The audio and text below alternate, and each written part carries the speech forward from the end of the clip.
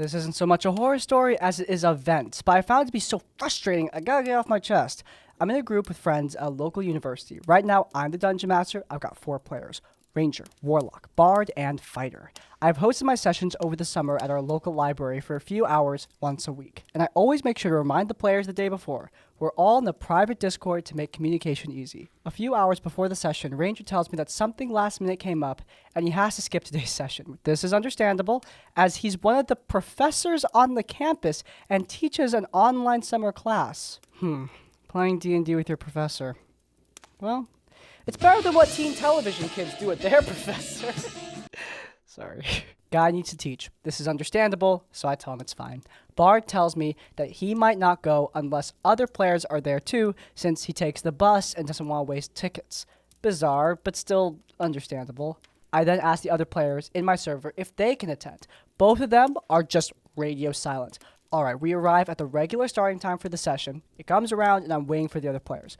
Warlock shows up, despite not saying anything in the chat, along with forgetting his dice.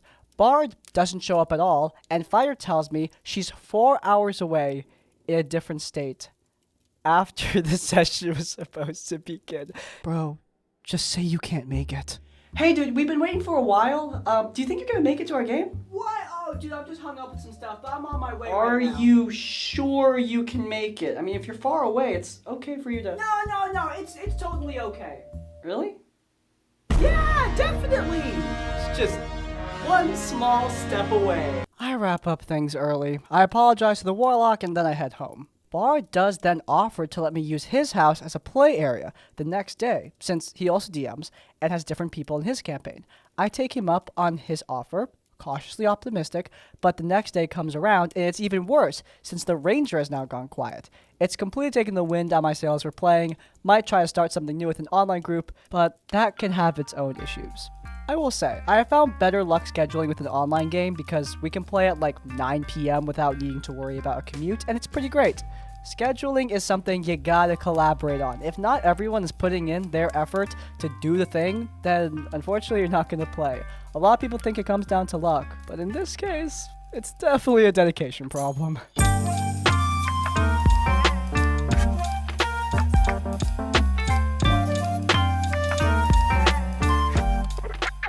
So I started playing RPGs in college. I actually started as the game master of a non-Dungeons & Dragons game independently, and in doing so, ended up meeting the college gaming club members. The head of the club encouraged me to try Dungeons & Dragons, specifically 2nd edition, because this was the late 90s and 3rd edition wouldn't come out for another couple years and change the course of my life forever.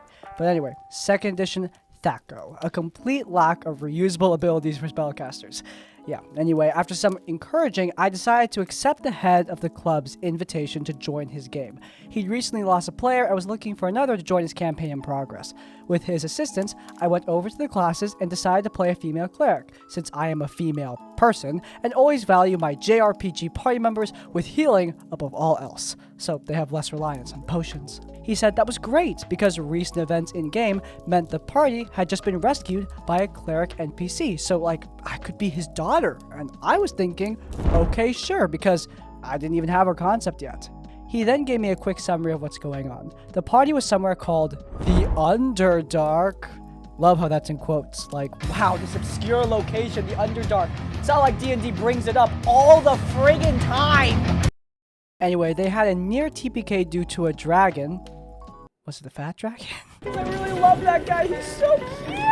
But they had been rescued by a human cleric. I don't remember the NPC's name, but he was the leader of a town of friendly drow and had offered to heal the party in exchange for them doing a favor for him. Since I'd chosen a human cleric, I would be his daughter. His god, or rather goddess, was, he told me, the goddess of love and passion.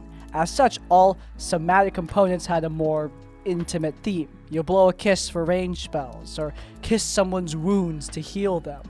There should probably have been a red flag. Yeah, because it's only a matter of time before he makes you cast Revivify by smashing up corpse. Just say! However, with all that being said, I'm a huge fan of fantasy romance novels, so the idea of a priestess of the goddess of love who literally kisses people's boo-boos to make them better appealed to me. Oh, and yes, I know what all the quotes are 20 years later, but at the time, A lot of this stuff was just gibberish to me.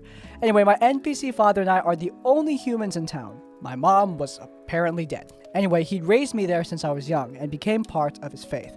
I'd never met anyone who wasn't a drow, and I'd never really been outside this single underground town. So I imagined my cleric girl as confident and flirty, but naive, longing to meet people and see the world, and in particular, see the sky, to explore this whole other world on the surface. So a few days later, I head to my first session.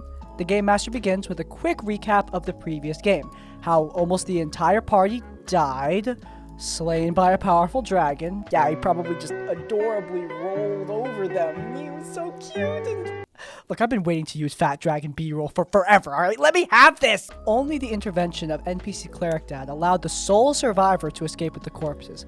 And now, in return for doing a favor, NPC Dad was going to use Scrolls of Raised Dead to restore the party members to life. The Game Master asked if I would participate in the Raised Dead ritual. I was imagining some kind of ritual where I kissed the fallen heroes, and they awakened Snow White style.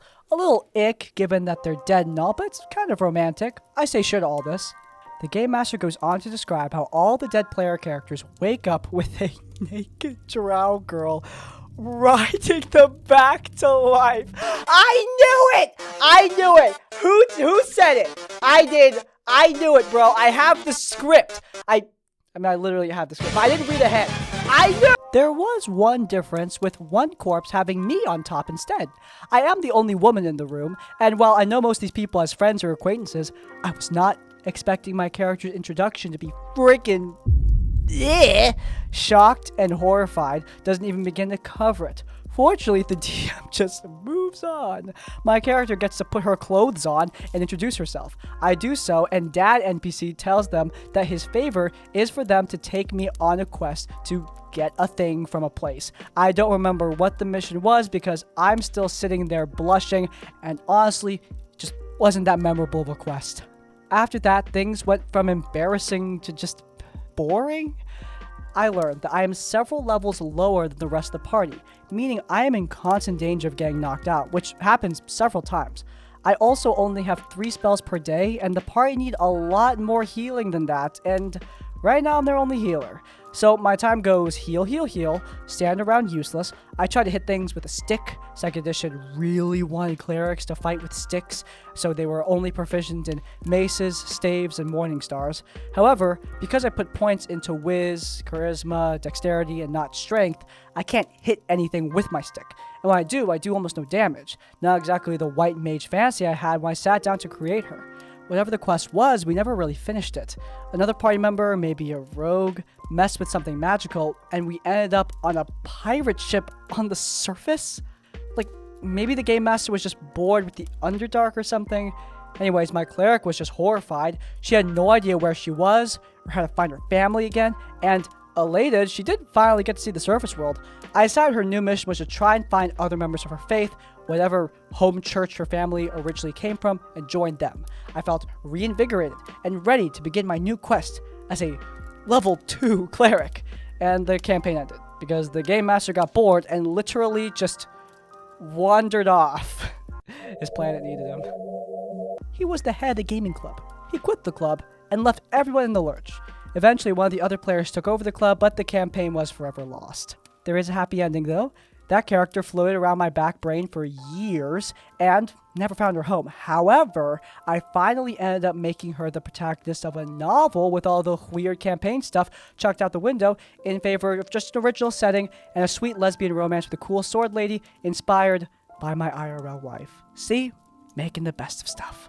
I think this is a combination of factors. 1, the DM is way too horny, and 2, I think the DM is way too burnt out, which is a nasty combination, clearly. The DM doesn't seem really enthusiastic about the campaign. Between the random teleportation to a completely different setting and straight up bailing on the club, I think this person is burnt out. However, this person is trying to solve that by shoehorning in something to make them more attracted to the game, is the word I'm going to use. And you just happen to be the poor bloke who got roped into his nonsense. It's obviously completely unacceptable, but if that is the case, that's not how you solve burnout. You solve burnout by taking a break. Doesn't matter how erotic your campaign is. You're gonna be just as burnt out as you were yesterday. Most people already know that, but I guess it bears saying that. Okay, I'm really losing momentum with my games. I just need something visual to work with, but I don't want to sub to 1,000 Patreons. I wish there was a creator out there who did it all. Tokens, maps, but yeah, that's not possible. Just kidding. It's a reality with CzePeku. This video is sponsored by CzePeku. Yeah, they're back. And you know why they're back? Because they're awesome. You don't need to pay me to talk about how great CzePeku is. I do it all the time anyway. CzePeku are known for their incredible maps, but do you want something to set the scene for your players? You also have CzePeku scenes, creating incredible wallpapers that include every variant of their already existing maps, including animated variants too. I mean, come on, these are just gorgeous. But guess what? They're not just making maps now. They're making tokens as well. CzePeku tokens have opened up on their website. Each token having tons of variants, and you get 20 plus tokens every month, starting at just the $4 tier. You can pre-subscribe for CzePeku tokens right now on their website, and subscribe to their Patreon for their incredible maps, starting at just the $1 tier. If you guys are interested, you can head down into the description down below where you can pick up both CzePeku's maps and CzePeku scenes, starting at just the $1 tier for those maps. As always, supporting our sponsors does support us. Thank you so much to CzePeku for sponsoring today's video. Without further ado, I'm going to turn back into an animated rat so that we can get back to the video. Hello, I recently found your channel and thought I'd share with you my problematic player story. I've wanted to play D&D for years, but never could find a group to play with until a couple that both my husband and I knew offered to play and run a campaign module. Score! The campaign included me, a tiefling barbarian. Awesome spelling there. The tiefling. My husband, a dwarven warlock, and the DM's wife as the human cleric. Our first encounter was in a cave, and the dwarf splits the party and runs ahead, while the cleric and I attempt to sneak in. He then proceeded to aggro the whole dungeon, Leroy Jenkins style, and triggers a trap, washing all of us out of the cave and proceeding to bring all of us to 0 hit points. The dungeon master was kind to us and determined that we were unconscious and just changed the story to have us be captured after we were all found, rather than killing us outright. On 2 separate occasions, the dwarf used burning hands while the cleric and I were in the range of the spell's cone. Each time he would smile and say, "You're fireproof and she's a healer, it's fine." Understandably, I was getting quite annoyed with his antics. Okay, like fire resistance, sure, maybe, but like, the healer excuse is wild. "You fools will not stand in the way of my fireball!" Fools, they will burn away and... I'm burning! I'm burning! I'm so sorry. Hey, you're the healer, right? You can just like heal it up? Yeah, but I don't want to!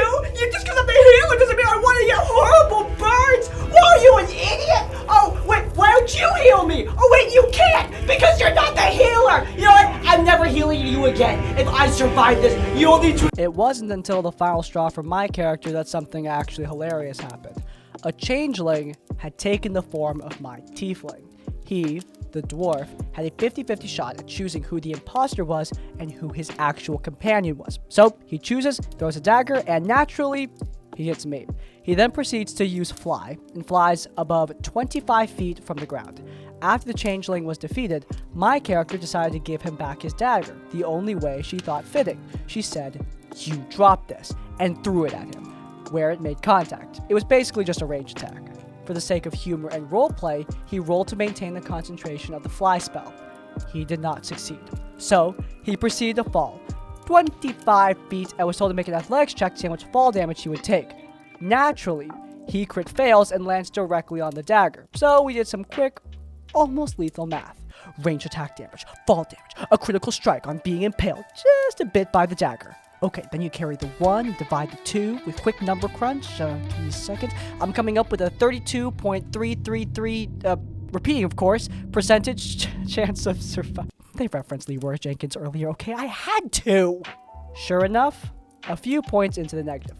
Fortunately, the cleric no spare the dying and was kind enough to stabilize our chaotic stupid dwarf.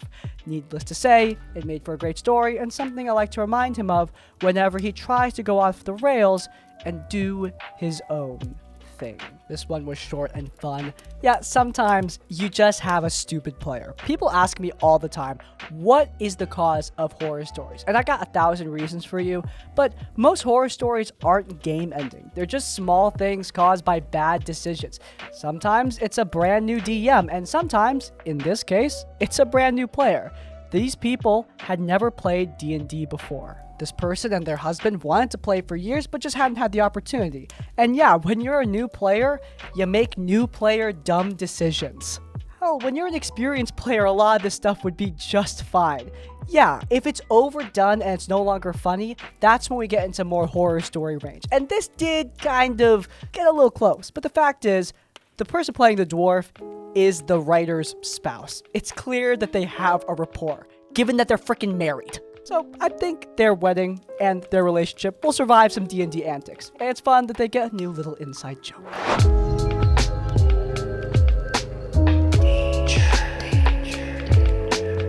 I recently found your channel and I'm absolutely loving and slightly horrified at the stories you tell, and they remind me of my own horror story. Thank you, by the way. Here it is. Sorry if it's a little out there. Trigger warnings for... Here we go. I joined a D&D campaign about a year ago, which I had found in a D&D Discord. The DM seemed like a really nice, chill dude, and the other players seemed okay as well. I forget the actual composition of the group, but the ones I know for certain were a warlock, paladin, who was the problem player, rogue, and barbarian. We did a session or two, which went okay, but there were some red flags surrounding the paladin. But I pushed them away because I just thought that maybe they were being overly excited or nervous, and were therefore acting a little odd. A few sessions in, the Dungeon Master introduced a new character, an archer. We rescued her from a dungeon where she was trapped, and the paladin's first introduction to her was him walking up, sniffing her, and telling her she smelt good, which of course made the character react a little hostile. I have found a beautiful damsel. Her grace is unbridled. There is no one on this world who looks anything like her in any way. I'm so glad that now she is. Yo, bro, what? Oh. But the scene played on. The paladin decided to touch a relic or something in the middle of the last room and summoned an entire demon army into the world. What was that relic, man? But okay, yeah, we run away from that. Things seemed to go well after that, with some niggles thrown in, like the paladin going into a shop with a few coppers in his pocket and then spending over an hour asking how much everything was. Things you know for a fact were well beyond the few pieces of copper he had in his pocket, while the rest of us were just sitting, waiting. They also loved to interrupt. One of us could be having a conversation with an NPC, and the paladin would just strong-arm themselves into the conversation, even if the part we were doing was specifically made for another character, and therefore, it was that character's time to shine a little. It got to the point where it was literally pointless for anyone else to try and talk, or even just take charge in any way, so rarely did any of us talk. The DM decided that to mitigate this, we needed to select a leader. That wasn't the paladin, which we did, and it did seem to solve the problem, but not really. He also seemed to really love annoying the archer, making stupid decisions, like eating a zombie, and placing the entire group in danger and acting like a hero. But then one day, he went a little too far by insinuating that the archer might get... Where's this guy from? Goblin Slayer? Never actually watched Goblin Slayer. And I honestly don't plan to. Yeah, he was so worried that she might get assaulted, being that she was the only female character in the group. This seemed to horrify the real-life person, the player, and she started to come less and less frequently. Nothing seemed to be addressed about it either, other than the initial dude from all of us.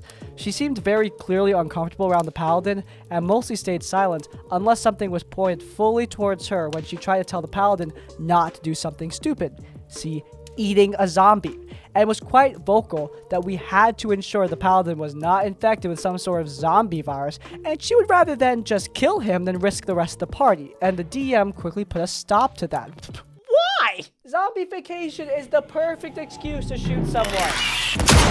The DM told us that he wasn't infected. He was fine. Our characters were meant to be okay with it and just move on. Some of us try to stay in character, try to get a scene going, but Nope, didn't make sense. Finally, we got to the archer's actual story, and the last straw for her, where her forests were invaded by the demonic army. We came across a town within the forest that was being decimated by the demons, and started a fight for our lives. Combat went on for 2 days, and it was epic, but we lost a number of civilians, including some kids. It was at this moment the biggest argument of them all occurred. We had finished the fight, and we were standing in all the wanton destruction caused by the demons, and the archer, understandably upset, started talking about proper funerals, being as any living that had been evacuated for the village were heading to the capital. This was all left to us. She described how in her culture they cremated their dead so we could set about giving them the best funeral we could. It was at this point that suddenly Paladin had an idea. It was a terrible idea. They decided that they had to find a way to identify the lost children to their parents. And the best way to do that? By chopping off all the arms of the children from the funeral pyre, and then finding the bereaved parents and asking them to identify the arms. My beautiful child. I may never know their true fate. Ma'am, I bring news of your child. You bring news? Well, I mean, I don't know exactly. Okay, look. Is this your child's arm? I mean, the skin tone is similar. Did you cut off my child's arm?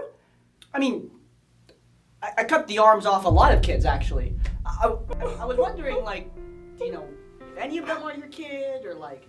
Needless to say, the archer was horrified. We were all kind of horrified, but it was the straw that broke the camel's back, and the sheer madness of what she was hearing and witnessing resulted in the archer just attempting to kill the paladin, who was right now attempting to desecrate the dead.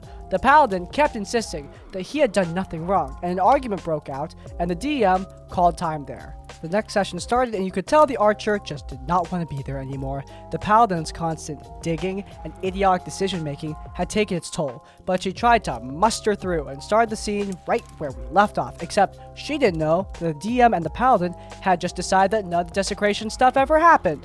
It was all out-of-character talk, and then proceeded to gaslight her that this had never happened at all, even though we had all been there to witness this taking place and could confirm the paladin did do this in character. You could hear her literal confusion over the entire thing, and finally, she just gave up and spent the rest of the event walking around the forest in grief. Okay, bro, seriously? What are the rest of you guys doing this whole time? After that, the archer never came to another game.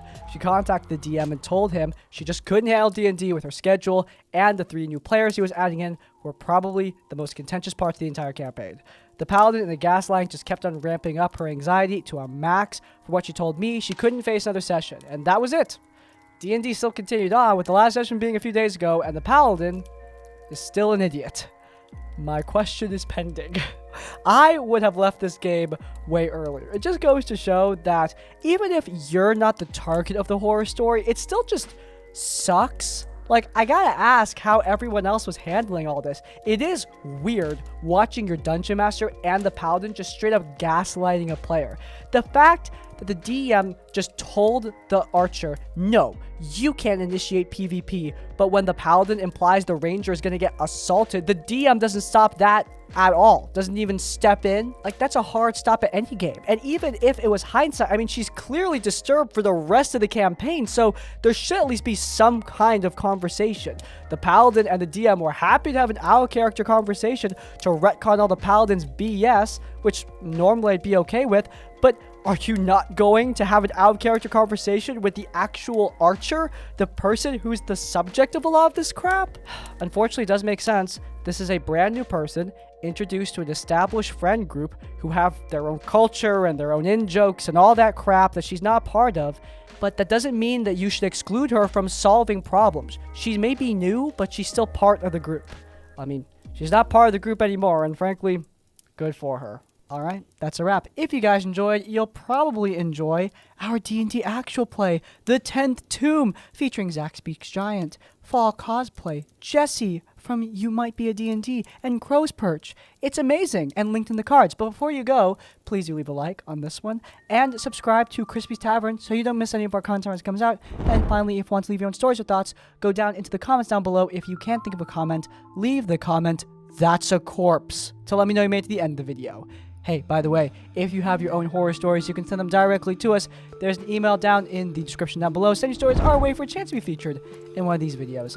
But hey, even if you don't have any stories, in essence, like, comment, subscribe. I will see you all next time. Farewell. I'm burning! I'm burning! Wait, I should move left and right because that'll make the keyframe.